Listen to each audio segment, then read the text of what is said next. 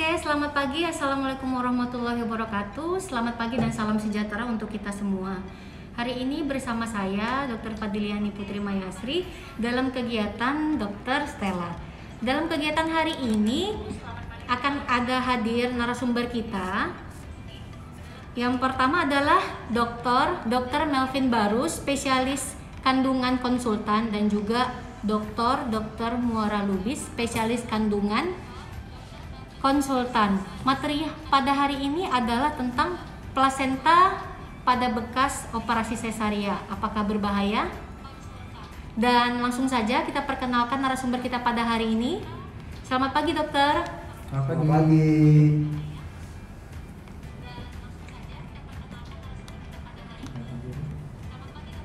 Ya, salam jumpa ibu-ibu sekalian, Moms and Dad. Apa kabar, Moms and Dad? Jadi kami sebelum memulai acara ini, izinkan kami untuk memperkenalkan kembali diri kami masing-masing ya. Nama saya Dr. Melvin NG Barus, MKOG, SPOG Konsultan, dan teman saya adalah Dr. Muara Lubis, SPOG Konsultan. Selamat pagi ibu-ibu. Selamat pagi Moms and Dad. Jadi kami berdua ini adalah tim Akreta Feto Maternal RSIA Stella Maris Medan. Jadi sesuai dengan tema kita pada kesempatan pada hari ini, kita akan berbincang-bincang tentang plasentasi pada bekas operasi seksi sesaria. Bahayakah itu? Jadi sebelum kita memulai acara kita pada hari ini, ada baiknya kita kembalikan dulu ke host kita. Ya, terima kasih Dr. Melvin Barus, spesialis kandungan, dan juga Dr. Muara Lubis, spesialis kandungan konsultan. Nah, hari ini sangat menarik loh, Mams, karena ada dua pemateri. Hari ini pemateri kita ada Dr. Melvin Barus, spesialis kandungan konsultan, dan nanti untuk menjawab pertanyaan Moms and Dad akan dijawab oleh dua dokter kita yang tadi sudah menyapa Moms and Dad, yaitu Dr. Melvin, spesialis kandungan konsultan, dan juga Dr. Muara Lubis, spesialis kandungan konsultan. Jadi nanti bisa ikuti kegiatan kita sampai selesai ya Moms and Dad, dan nanti bagi yang mau bertanya kami persilahkan.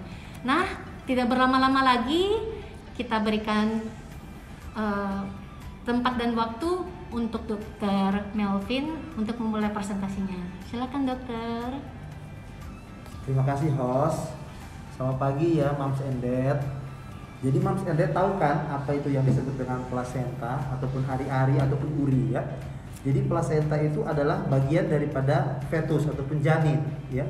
Jadi plasenta itu dia harus menempel dengan baik pada dinding rahim, sehingga nanti pertumbuhan daripada si janin akan berlangsung dengan baik ya. Jadi cara kerja plasenta itu adalah sama seperti seekor lintah. Jadi dia menghisap darah yang ada darah ibu yang menghasilkan nutrisi ataupun zat-zat makanan dan juga oksigen yang akan berguna untuk janin tersebut. Nah, jadi plasenta itu Moms and Dad sangat penting. Kenapa? Karena ada banyak fungsinya. Pertama, fungsinya itu adalah dia menghasilkan nutrisi ataupun zat-zat makanan yang berguna untuk si janin. Yang kedua, di plasenta itu terjadi pertukaran antara oksigen yang akan berguna untuk si janin dan mengeluarkan karbon dioksida yang akan dikembalikan ke si ibu, itu ya. Dan fungsi yang ketiga adalah dia akan menghasilkan hormon-hormon yang berguna untuk perkembangan daripada kehamilan. Dan yang keempat, fungsi dari plasenta itu adalah dia sebagai sawang ataupun sebagai barrier, bagian pertahanan untuk si janin untuk mengatasi kalau misalnya mau masuk kuman-kuman ataupun zat-zat racun yang akan mengganggu si janin. Jadi plasenta itu sangat penting ya ibu-ibu. Nah, itu dia. Jadi seperti kita ketahui, kalau proses persalinan itu sebenarnya ada dua jenis ya.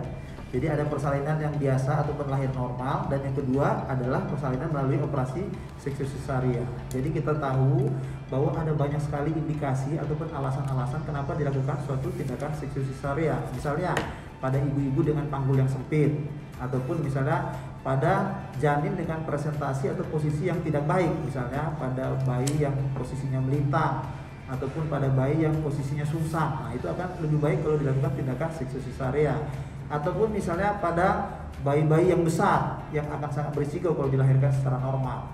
Ataupun pada ibu-ibu dengan penyakit-penyakit tertentu, misalnya ibu dengan penyakit darah tinggi atau hipertensi, ataupun ibu dengan kelainan penyakit jantung, ya, itu sangat berisiko untuk dilahirkan secara normal, maka lebih baik dilakukan tindakan seksi sesaria. Ataupun misalnya pada ketuban yang sudah pecah yang akan menjurus ke infeksi, Nah itu pun akan dilakukan tindakan seksiu cesarean. Cuman pada saat ini ada satu indikasi yang sekarang lagi ngetren, yang sangat lagi sangat meningkat ya. Itu apa? Itu indikasi yang disebut dengan indikasi sosial. Apa itu indikasi sosial, Mas Edet? Jadi indikasi sosial itu adalah bahwa seksiu cesarean itu dimintakan langsung oleh si pasien kepada si dokter. Nah, kenapa itu bisa terjadi? Misalnya pada ibu-ibu yang tidak tahan sakit. Dokter, saya tidak tahan sakit. Nah, jadi karena saya tidak tahan sakit, saya rasanya nggak berani untuk lahir normal, jadi saya lebih bagus melakukan tindakan operasi melahirkan atau seksiu cesarean. Ataupun misalnya pada ibu-ibu yang takut dengan proses persalinan normal, dia tidak takut, tidak berani. Nanti kalau waktu mengedan, misalnya saya tidak pandai mengedan bu, tidak pandai mengedan dokter, maka saya akan memilih tindakan untuk seksiu cesarean. Nah, jadi dengan banyaknya indikasi ataupun alasan-alasan dilakukan tindakan operasi itu, maka pada saat ini di dunia ini sangat tinggi sekali angka kejadian seksiu cesarean ya, termasuk di negara kita Indonesia ataupun di kota kita Medan tercinta ini ya. Jadi sekarang ini sangat tinggi sekali tindakan seksiu cesarean. Nah, maka ada baiknya kita ketahui apa itu tindakan seksiu cesarean. Jadi kalau kita lihat pada gambar ini, nah kalau kita lihat pada gambar yang di sebelah atas, yang di dua di sebelah atas itu adalah gambar sayatan yang dilakukan dokter pada dinding perut si ibu ya. Jadi dia ada dua jenis. Yang pertama kita lihat di sebelah kiri itu adalah sayatannya dari bawah ke atas. Nah pada gambar yang di sebelah kanan kita lihat itu adalah sayatan itu dari kiri ke kanan. Nah untuk saat ini yang paling banyak dikerjakan itu adalah gambar yang di sebelah kanan. Kenapa? Karena dia lebih estetik ya, lebih cantik. Nah, sehingga ibu-ibu banyak memilih yang jenis seperti ini. Nah untuk tiga gambar yang di bawah itu adalah gambar sayatan yang dilakukan dokter pada rahim ibu, insisi ataupun sayatan yang dilakukan pada rahim ibu. Jadi dia ada tiga jenis. Yang pertama itu dari kiri ke kanan pada bagian bawah. Yang kedua itu pada gambar yang di tengah itu dia dari atas ke bawah, tapi dia hanya di bagian bawah. Sementara kalau dia pada gambar yang sebelah kanan itu sampai ke bagian yang atas. Nah, yang paling sering dikerjakan adalah gambar yang di sebelah kiri, yaitu dari kiri ke kanan dan dikerjakan pada bagian bawah dinding rahim ya. Nah, ini kita lihat pada gambar berikutnya. Ini adalah gambar proses penyembuhan dari luka, dari setiap luka, termasuk luka yang terjadi pada operasi seksiu cesarean. Nah, kalau pada bekas luka operasi seksiu cesarean, terutama pada luka yang terjadi di rahim, tidak terjadi penyembuhan secara sempurna, maka akan terjadi kejadian disebut dengan NIS atau niche.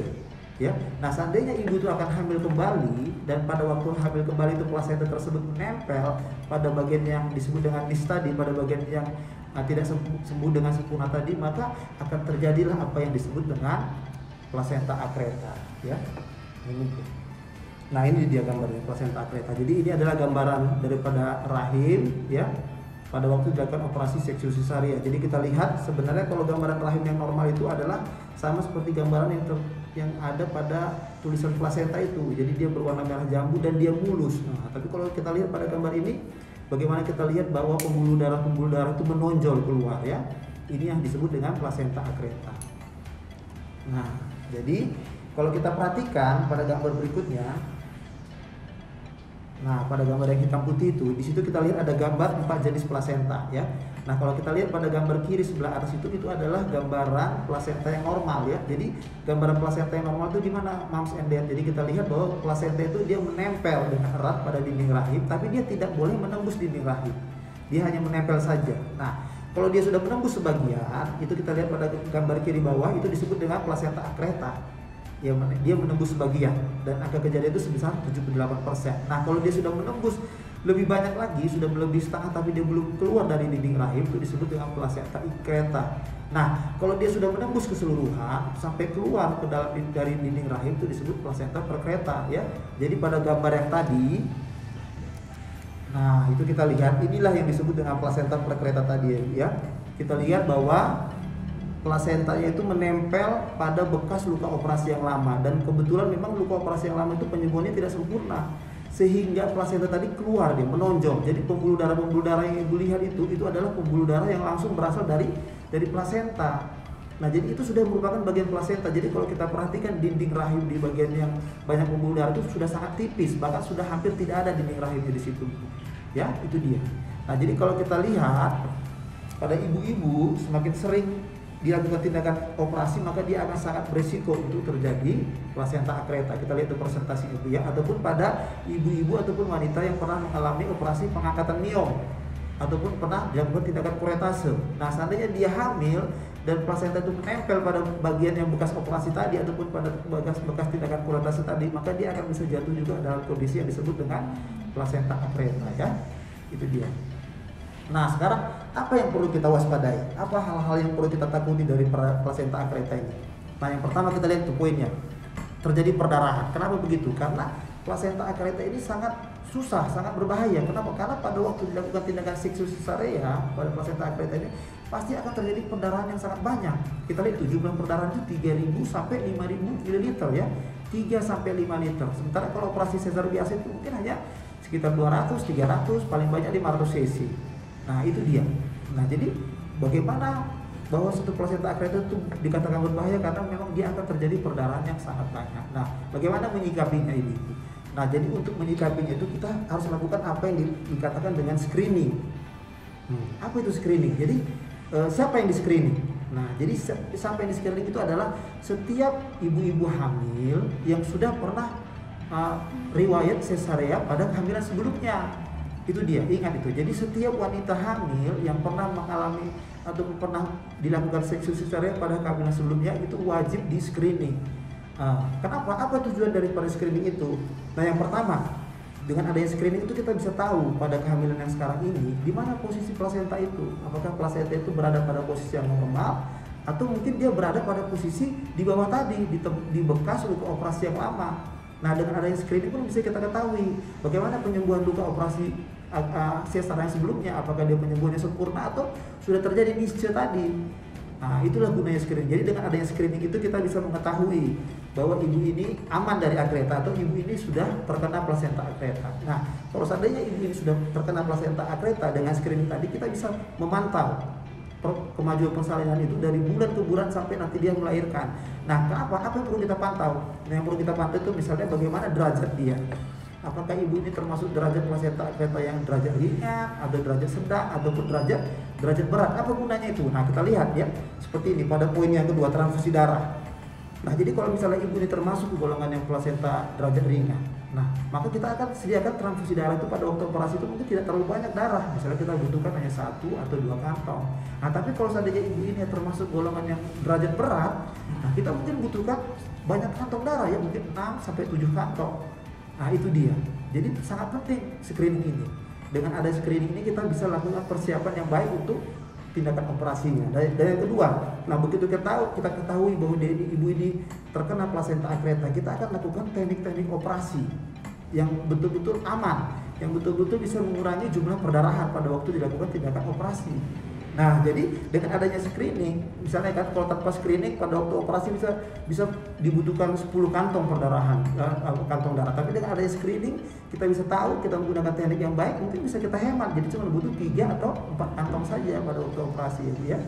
Nah, itu demikian. Jadi dengan adanya screening itu juga kita bisa berikan informasi kepada si moms and dad, pada suaminya dan kepada si ibu, bagaimana nanti operasi berlangsung, apakah dia perlu dilakukan pengangkatan rahim atau tidak. Nah, itu pun bisa kita ketahui dari screening. Jadi kalau dia misalnya derajat yang ringan, kita bilang, Bu, nanti kita akan usahakan bisa kita pertahankan rahimnya. Tapi kalau dia derajat berat, nah, dengan kita maaf ya Bu, dan untuk keselamatan ibu terpaksa kita angkat rahimnya.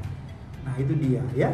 Jadi poin yang terakhir ini kematian. Nah, itu pun juga sangat berhubungan dengan screening ya. Jadi banyak pernah gitu karena ibunya tidak pernah screening, dokternya pun yang menangani pada saat itu juga tidak tahu kalau ibu ini plasenta akreta dan tidak dilakukan persiapan apapun, misalnya tidak ada darah. Pada waktu operasi baru diketahui bahwa itu sudah plasenta akreta yang derajat berat, maka semuanya terlambat.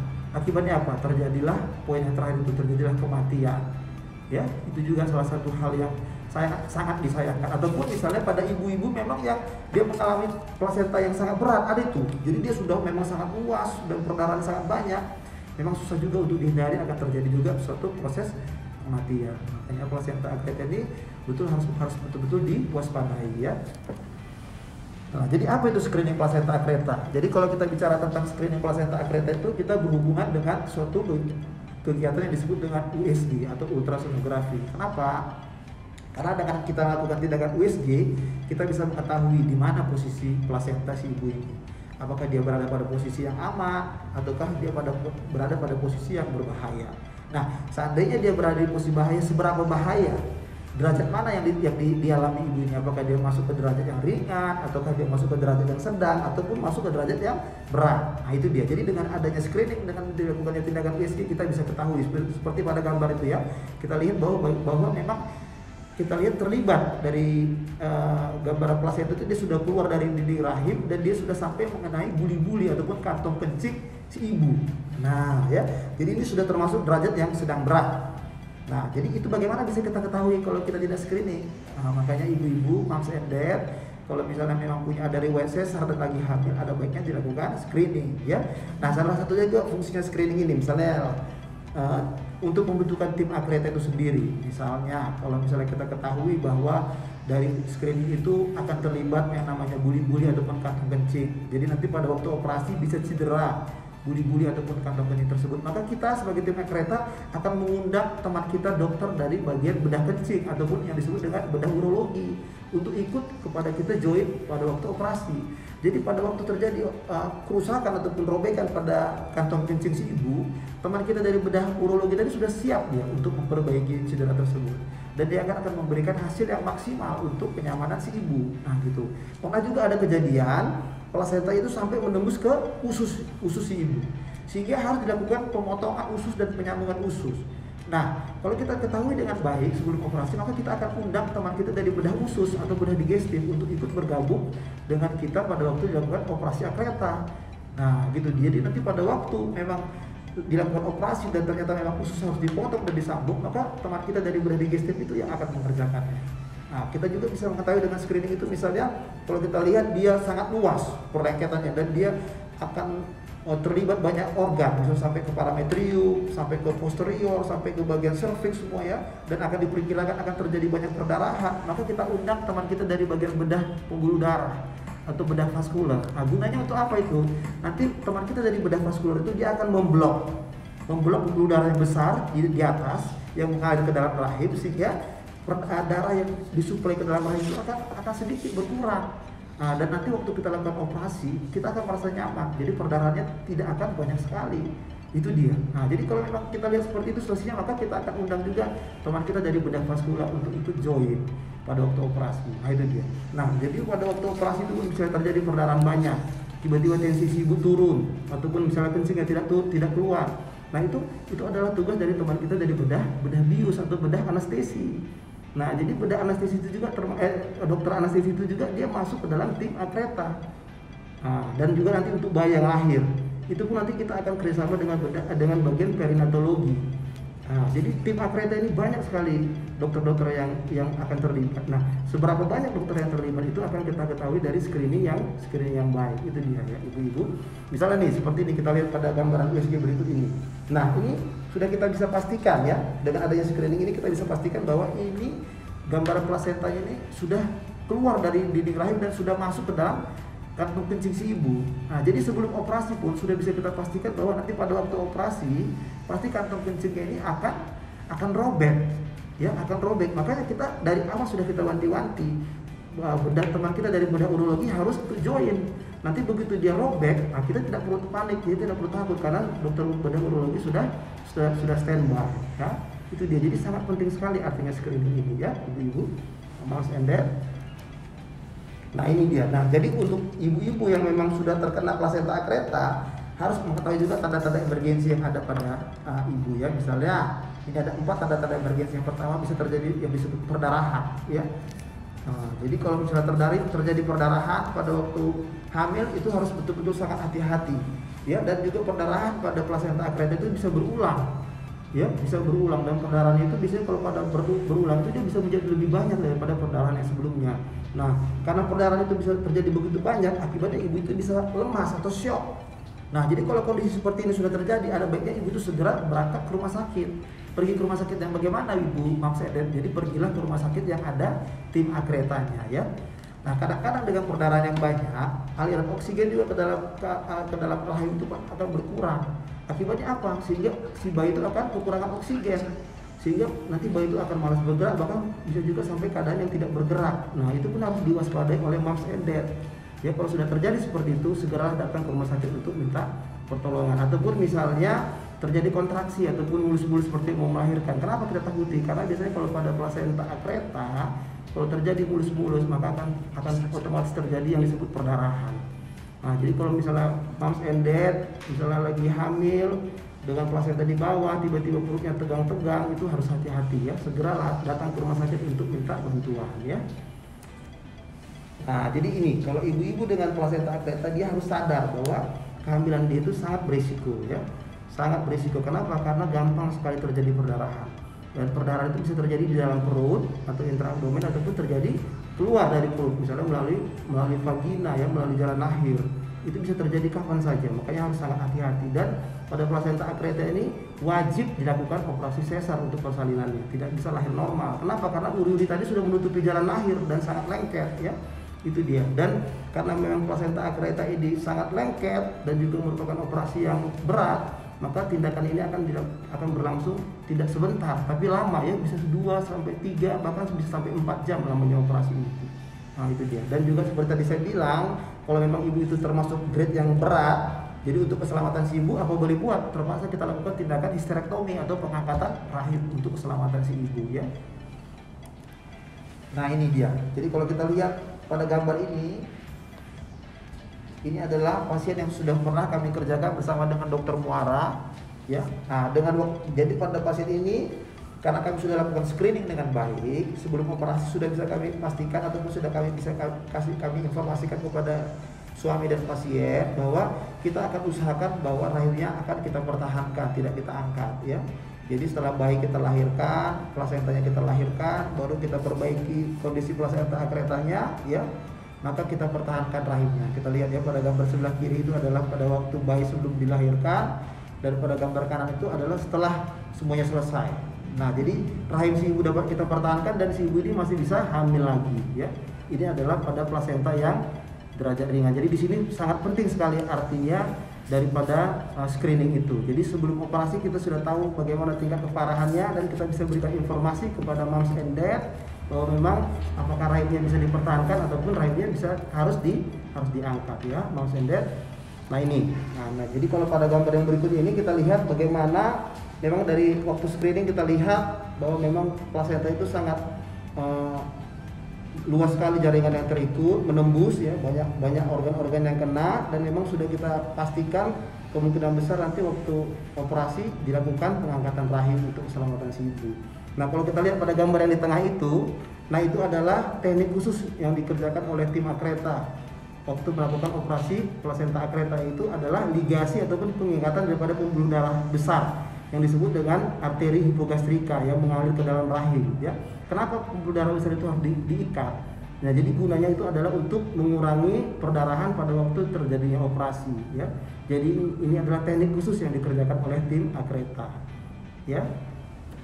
Baiklah ibu-ibu, mungkin itu saja bahan-bahan yang bisa kita perbincangkan pada hari ini. Sebenarnya ada satu ini video live ya, video live yang memang tidak terlalu lama waktunya, tapi ini memang saya lihat ini kontennya sangat sensitif. Nanti mungkin dengan bantuan host bisa kita lihat bagaimana respon ataupun keinginan daripada ibu-ibu yang hadir pada hari ini. Kalau seandainya ibu-ibu memang penasaran, berani untuk melihat video ini, silakan ibu komen biar nanti bisa kita putar video ini. Tapi kalau seandainya memang ibu-ibu takut, nanti bisa jadi trauma karena ini memang videonya agak mengerikan, atau berikan komentar kepada si host. Jadi nanti kalau kita lihat, kalau yang kebanyakan ibu-ibu itu takut, maka video ini akan batal kita tayangkan ya. Tapi kalau seandainya memang kebanyakan ingin melihat, maka nanti ya siapa yang mau melihat silakan buka matanya, tapi siapa yang takut silakan ditutup matanya ya ibu-ibu. Mungkin itu saja dari kami. Terima kasih.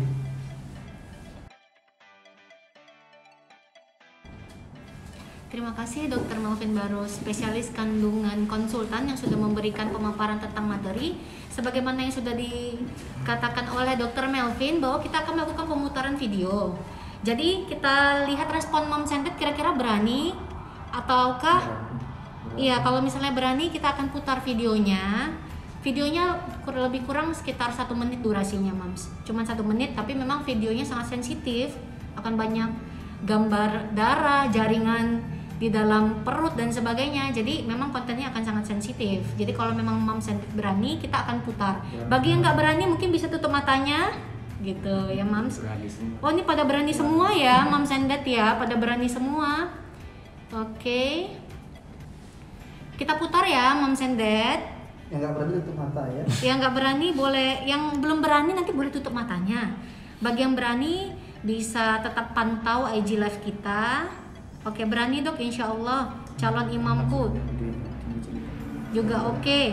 Ibu Mimi juga oke katanya ya. Kemudian Ibu Yani juga bikin berani, Ibu Siska juga bikin berani. Oke, kita buka videonya sekarang ya moms and dad.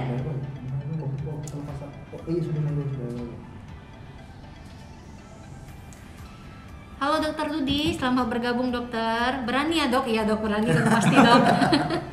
Iya dok. Ibu Sarina juga bilang oke, putar dok. Oke, kita putar videonya ya, sudah kita putar.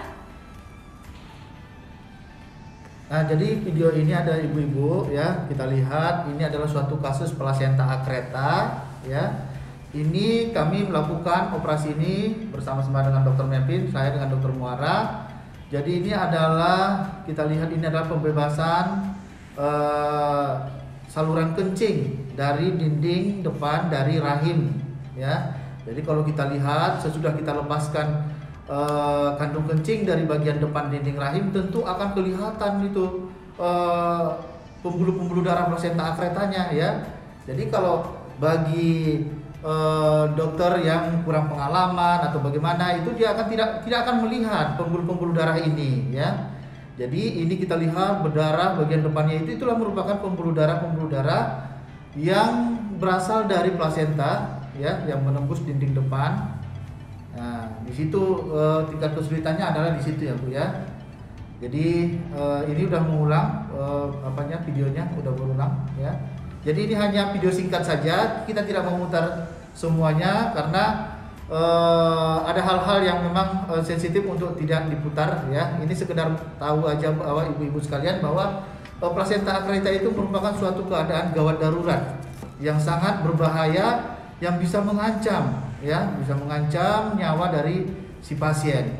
Jadi untuk itu ibu-ibu ya, jangan lupa untuk kasus-kasus atau ibu dengan riwayat pernah operasi sebelumnya, operasi melahirkan misalnya, atau operasi pengangkatan suatu tumor di rahim, atau ada riwayat kuret ya, ibu pada saat hamil ini dianjurkan untuk memeriksakan kehamilannya untuk memastikan bahwa ini bukan suatu plasenta akreta ya. Nah, kalau tidak, sudah di screening tidak merupakan suatu plasenta akreta, tentu penanganannya seperti operasi melahirkan biasa. Tapi seandainya dijumpai adanya tanda-tanda dicurigai suatu plasenta akreta, tentu alangkah baiknya ya ibu-ibu sekalian untuk melakukan penanganan melahirkan bayinya itu adalah di tempat yang ada fasilitas atau tenaga tim akretanya ya. Mungkin itu aja ibu-ibu ya. Kita lihat nanti pertanyaan-pertanyaan. Kita kembalikan kepada host ya. Terima kasih Dokter Muara dan Dokter Melvin untuk pemaparannya dan juga pemutaran videonya yang sangat menarik. Jadi itu merupakan video singkat tentang plasenta akreta. Nah, penting sekali memang melakukan screening terutama bagi ibu-ibu yang sudah menjalankan prosedur seksio sesaria. Nah, di rumah sakit ibu dan anak Stella Maris kita punya tim akreta yang terdiri dari Dokter Melvin, spesialis kandungan konsultan, Dokter Muara Lubis, spesialis kandungan konsultan. Nah, hal ini penting sekali untuk dapat dipantau sehingga pada saat nanti proses kelahiran bisa dipersiapkan lebih matang untuk mencegah perdarahan yang hebat bahkan kematian pada ibu dan janin. Nah, kita akan masuk ke sesi pertanyaan. Bagi moms and dad yang punya pertanyaan bisa langsung ketik di kolom komentar ya, moms and dad. Nah, kita akan jawab pertanyaan pertama. Ini sudah masuk dari Ibu Lestari. Ibu Lestari, selamat pagi Bu.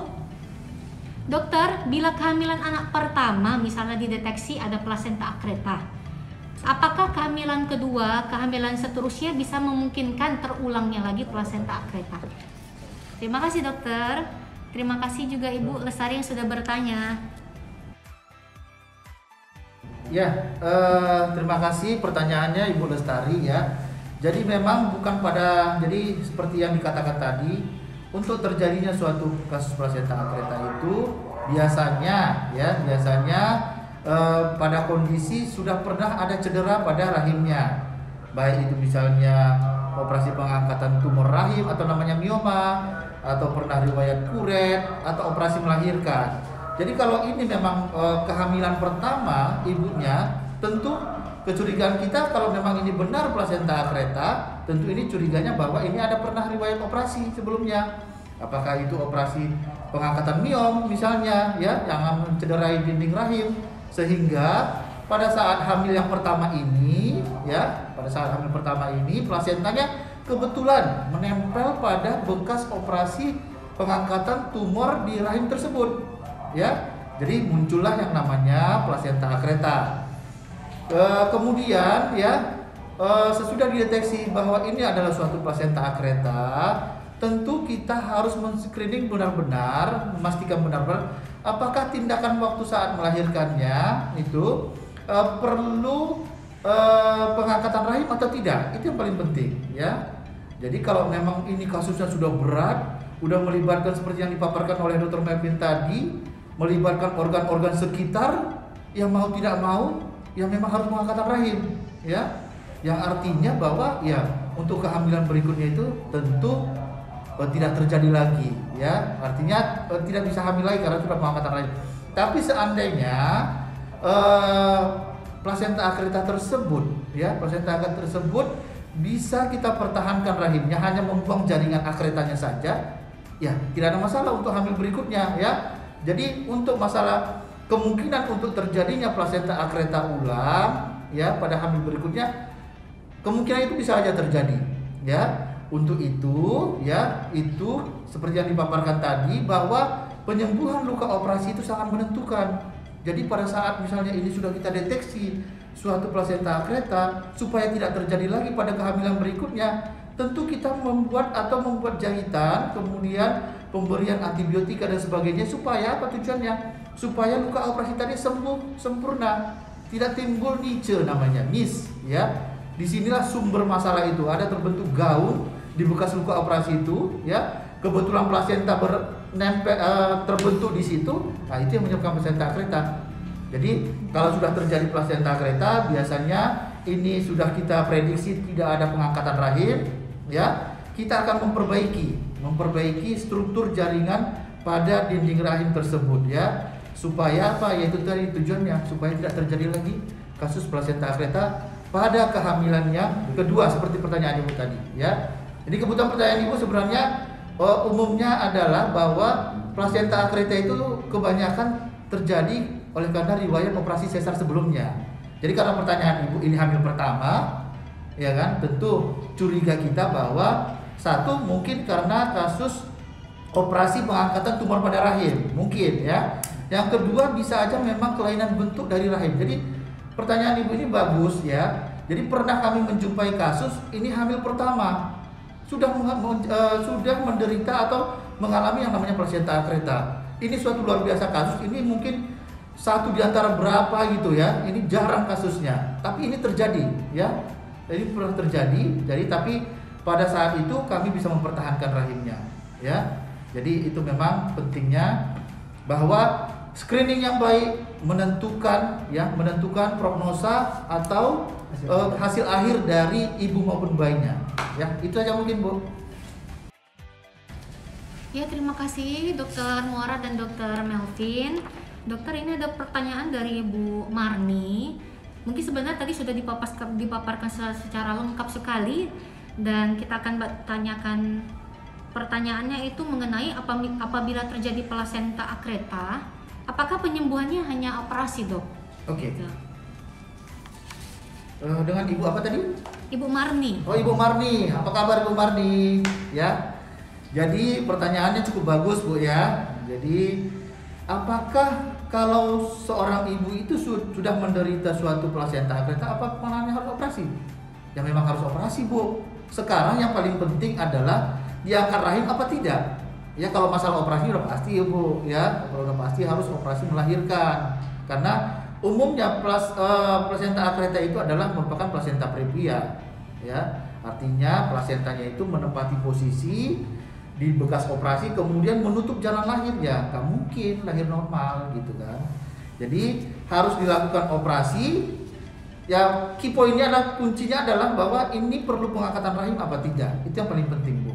Itulah pentingnya screening, ya. Jadi jangan lupa ibu-ibu, kalau sudah pernah riwayat operasi melahirkan, ya harus, ya, dan saat ini hamil, ya, ini harus betul-betul di screening, ya, betul-betul dipastikan bahwa plasentanya itu menempati posisi normal atau justru pada bekas operasi yang lama, ya. Kalau dia di bekas operasi tentu kita mencurigai potensi kemungkinan suatu plasenta akreta.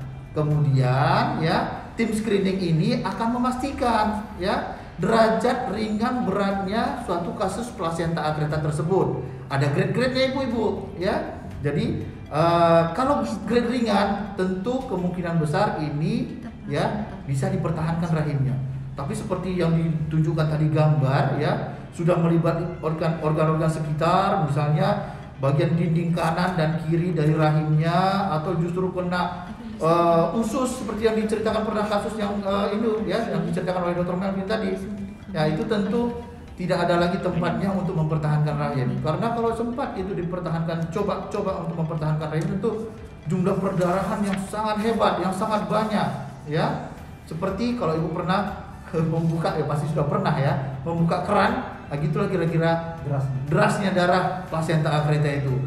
Hitungan detik, hitungan menit, ya. Jadi ini tidak main-main, ya. Kita bukan menakut-nakuti, tapi artinya ini adalah suatu pengetahuan bagi ibu-ibu bagaimana bahayanya plasenta akreta itu, ya. Ini sudah menjadi isu nasional karena tingginya angka operasi itu.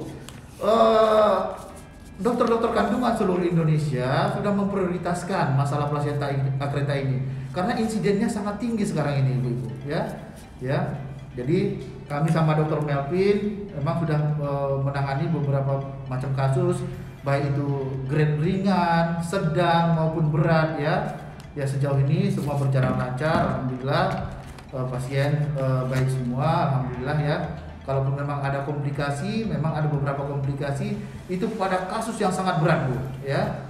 Tapi itu kita tadi seperti yang dikatakan oleh Dr. Melvin, kita berkolaborasi dengan spesialis yang lain, terutama pada hal ini adalah dokter bagian kandung kencing atau bedah urologi namanya. Kita di Stella Maris juga punya bedah urologi, ya, Dr. Bob, ya, kalau nggak salah, ya. Oke, jadi itu, ya, Bu, ya. Jadi tetap harus operasi melahirkannya. Yang penting adalah plasenta akreta itu mau pengangkatan rahim atau tidak, ya. Itu yang ditentukan oleh screening yang baik dan benar. Oke, terima kasih. Iya, terima kasih Dr. Muara dan Dr. Melvin untuk penjelasannya yang sangat lengkap. Tadi mungkin sekaligus menjawab, Dok, pertanyaan dari Bapak atau Ibu Dikria tentang apakah perlu histerektomi atau tidak. Itu berarti tergantung derajatnya, ya, Dokter? Ya, apakah ringan, apakah sedang, ataukah berat. Tentunya screening menjadi key point untuk dilakukannya penentuan pada hasil akhirnya. Nah, ini ada pertanyaan beberapa yang masuk. Bagi Moms and Dad, kita punya beberapa menit lagi untuk menjawab pertanyaan. Jadi kalau masih yang mau bertanya terkait, ya, Moms and Dad, tentang terkait materi kita hari ini bisa bertanya langsung. Nah, di sini ada pertanyaan dari Ibu Monica Tan. Jadi ini mungkin terkait dengan riwayat operasi tadi, Dokter. Beliau bertanya, Dok, kalau misalnya dia ada kista, kemudian pernah operasi, untuk hamil lagi apakah memungkinkan, Dok? Terus untuk menyambung pertanyaan dari Bapak One Krisman, setelah operasi SC sebaiknya kapan lagi boleh hamil lagi, Dok? Rentannya untuk mempersiapkan kehamilan selanjutnya setelah pernah dilakukan operasi SC. Jadi terima kasih Ibu, ya. Tadi Ibu Tan, ya, tadi, ya, Monica Tan, ya. Pertanyaannya bagus, ya. Jadi memang dari dari organ reproduksi wanita itu ada namanya indung telur, ada namanya rahim, ya, atau uterus, ada namanya mulut rahim atau serviks, ya. Kalau masalah kista tadi, dia tentunya kemungkinan besar adalah pada indung telurnya. Apakah kiri atau kanan atau justru kedua-duanya, ya.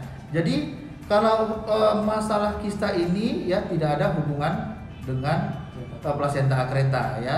Mau ibu pernah operasi kista sekali, 2 kali dan sebagainya itu karena tidak ada mencederai dari rahimnya, uterusnya. Seperti yang kita sebutkan tadi bahwa plasenta akreta ini cenderung terjadi pada keadaan di mana uterus pernah cedera, baik itu kuret, kemudian pengangkatan miom atau tumor di dinding rahim atau operasi melahirkan. Jadi kalau ibu pernah riwayat operasi kista ya nggak usah takut ya Bu ya untuk potensi terjadinya suatu plasenta akreta. Kalau ibu belum pernah sama sekali mengalami atau menjalani yang namanya mau itu kuret atau operasi melahirkan ya itu tidak terjadi ya untuk kasus plasenta akreta pada kasus ibu ya. Kemudian pertanyaan dari Bapak Krisman ya tentang tadi rentang waktu ya. Memang beberapa literatur mengatakan jarak antara kehamilan yang sudah pernah riwayat operasi dengan rencana hamil berikutnya itu sekitar 2 tahun ya, supaya diharapkan bahwa penyembuhan luka tadi itu baik ya. Walaupun memang bukan hanya rentang waktu sebenarnya ya, nutrisi ya, kemudian respon tubuh ya terhadap kuman dan sebagainya ya itu sangat menentukan juga ya. Jadi bukan hanya semata-mata oleh karena jarak. Oleh karena itu sewaktu pemeriksaan pada kehamilan berikutnya ya bisa dilihat itu ya penyembuhan luka operasi yang lama itu ya apakah sembuhnya baik atau justru timbul niche tadi itu niche ya. Kalau adanya niche tersebut tentu berpotensi untuk terjadinya suatu plasenta akreta ya. Jadi bukan hanya semata-mata jarak ya Pak ya. Jadi ada faktor-faktor lain yang menentukan penyembuhan luka tersebut ya. Jadi itu mungkin tambah dari saya mungkin. Terima kasih. Terima kasih Dr. Muara dan Dr. Melvin. Dok, ini mungkin menjawab pertanyaan dari Ibu Sarina Sihite tentang selain operasi dan kuret, apalagi yang bisa menyebabkan plasenta akreta. Nah, mungkin sudah dijelaskan sebelumnya bahwa segala resiko yang mencederai dinding rahim mempunyai potensi untuk terjadinya plasenta akreta, inkreta, prekreta. Jadi yang pernah operasi SC terutama. Jadi tentunya penting sekali screening untuk mencegah adanya perdarahan hebat pada saat kehamilan. Nah, bagi yang ingin bertanya masih boleh satu pertanyaan sebelum kita tutup. Nah, di Rumah Sakit Ibu dan Anak Stella Maris kita mempunyai tim akreta yang terdiri dari Dr. Melvin Barus, spesialis kandungan konsultan, dan Dr. Muara Lubis, spesialis kandungan konsultan. Kenapa screening ini penting? Karena kita tahu bahwa sekarang angka melahirkan dengan cara prosedur seksio sesaria meningkat. Bisa karena faktor pertama disesuaikan dengan kondisi ibu dan janin, yang kedua memang secara indikasi sosial di mana ibu-ibu yang mungkin tidak bisa merasakan sakit sehingga beliau memilih untuk melakukan prosedur seksio sesaria. Nah, kapan perlunya screening? Screening ini penting terutama bagi ibu-ibu yang pernah menjalani operasi seksio sesaria. Dan screening ini menjadi poin yang penting karena apa? Karena akan menentukan dari pemeriksaan, yaitu pemeriksaan USG, akan menentukan derajatnya apakah ringan, apakah sedang, ataukah berat. Menjawab pertanyaan Moms and Dad untuk tentunya apakah perlu pengangkatan rahim atau tidak, tentunya harus melalui screening Moms and Dad. Kita tidak bisa menebak tanpa kita periksa. Jadi perlu konsultasi dengan dokter kandungannya langsung, perlu dilakukan pemeriksaan USG, dan tentunya hal ini akan menjadi lebih baik karena bisa dilihat kira-kira pelayakan plasentanya di mana, apakah di kandung kemih. Tentu kita perlu bekerja sama dengan dokter bedah urologi. Apakah di saluran pencernaan? Tentu kita perlu bekerja sama dengan dokter bedah digestif dan sebagainya. Jadi ini memang kasus yang kompleks. Tentunya dengan adanya screening, dengan adanya diagnosa awal atau screening awal, ini akan mengurangi perdarahan yang masif yang Moms and Dad dan mencegah kematian pada ibu dan bayi. Jadi tentu saja screening ini menjadi poin yang sangat penting. Nah, Moms and Dad, apakah ada lagi yang mau bertanya? Itu 4 bulan hamil apa itu? Dok, di usia kehamilan berapa biasanya kita bisa melihat plasenta akreta ini, dokter? Ya. Dari Ibu Ira. Ya. Apa kabar Ibu Ira? Ya, kami dengan Dokter Muara ya, dengan Dokter Melvin tim Akreta Stella Maris.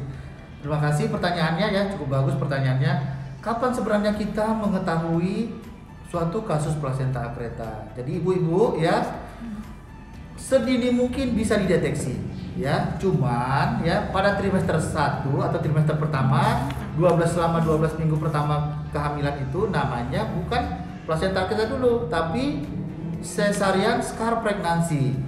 Itu namanya CSP ya, cesarean scar pregnancy. Jadi hamil yang masih muda tersebut, yang masih berupa kantongan ya, atau memang udah nampak janinnya, detaknya, tapi belum terbentuk semuanya ya, tapi dia tumbuhnya atau berkembangnya itu pada bekas insisi atau bekas sayatan luka operasi di dinding rahim yang lama.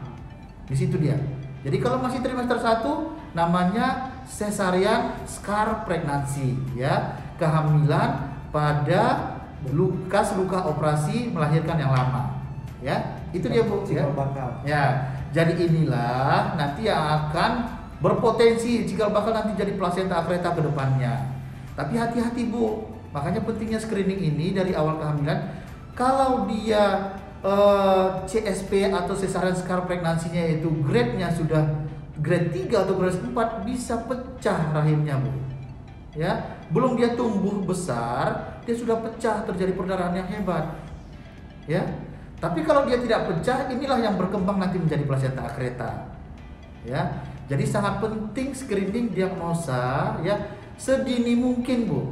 Ya. Mulai dari trimester pertama kehamilan. Jangan sampai datang ke kita sudah perdarahan, sudah pecah dari rahimnya. Ya, tentu ya persiapan yang singkat begitu, kita harus menyiapkan darah ya. Timnya lagi apakah memang cedera kandung kencing kita belum tahu sebelum dioperasi nanti ya. Jadi makanya ya kita tekankan bahwa semua ibu-ibu yang punya riwayat operasi, baik itu melahirkan, kuret ya, atau tindakan pengangkatan tumor pada rahim ya, pada saat ini hamil misalnya ya, segeralah ibu men-screening atau memastikan bahwa plasenta atau ari-arinya itu normal atau tidak. Tidak dalam arti ini adalah suatu plasenta akreta. Mungkin sih itu aja Bu ya. Terima kasih. Terima kasih Dokter Muara, spesialis kandungan konsultan yang sudah memberikan pemaparan yang jelas. Nah, memang waktu kita sangat terbatas sekali, Moms and Dad. Kita hanya punya waktu 1 jam. Mungkin masih ada pertanyaan dari Moms and Dad, bisa langsung nanti konsultasi kepada Dokter Melvin, spesialis kandungan konsultan, dan Dokter Muara, spesialis kandungan konsultan. Bisa datang langsung untuk konsultasi lebih lanjut terkait dengan kondisi dari ibu yang sedang hamil. Nah, kegiatan kita pada hari ini kita ucapkan terima kasih kepada narasumber yang sudah hadir ya, Dr. Melvin Barus, spesialis kandungan konsultan, dan juga Dr. Muara Lubis, spesialis kandungan konsultan yang telah memberikan pemaparan yang sangat lengkap. Nah, kegiatan Dr.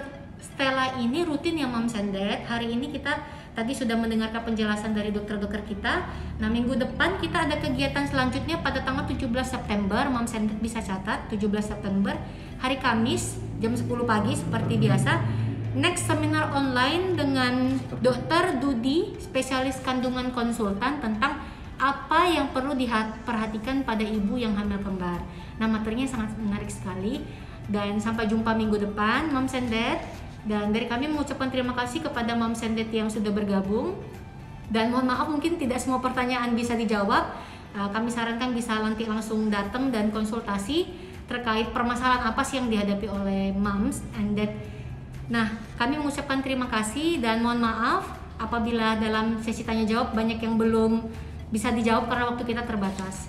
Kami mengucapkan terima kasih. Sampai jumpa lagi minggu depan. Assalamualaikum warahmatullahi wabarakatuh. Selamat pagi dan salam sejahtera untuk kita semua.